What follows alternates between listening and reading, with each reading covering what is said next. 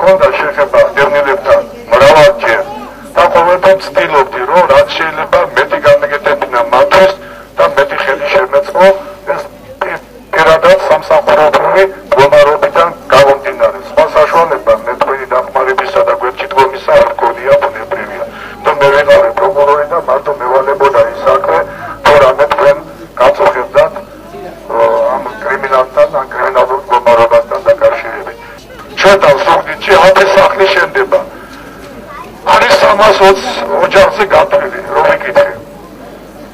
მე ესეთი პირობა მაქვს დადებული და ასე მაქვს საკითხი დაგეგმებული, იქ მოხდება მხოლოდ და მხოლოდ სუგდიდში მაცხოვრებელი, ვისაც გინდა ეცხინოს, ვისაც გინდა გაუხარდეს თორხილი.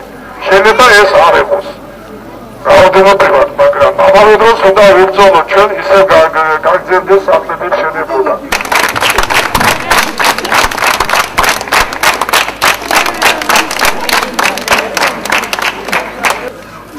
მე კიდე გეუბნებით, როცა მithქვამს ყოველთვის შემისრულებია, ერთადერთი ჩემი მოვალეობა იქნება თქვენთან მიმართებაში თქვენთან გვერდჩიტგომა.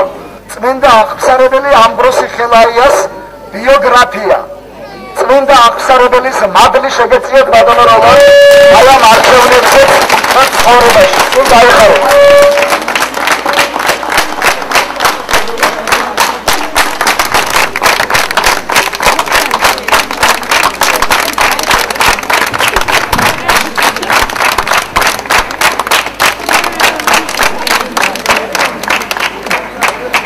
დიდი მადლობა, გაგებით რომ დავხვდით და დიდი მადლობა.